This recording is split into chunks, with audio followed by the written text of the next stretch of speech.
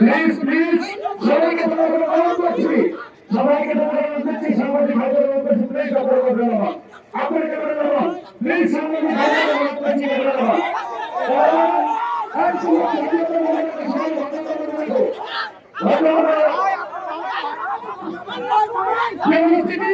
সবাই নিজ নিজ আসন বসুন,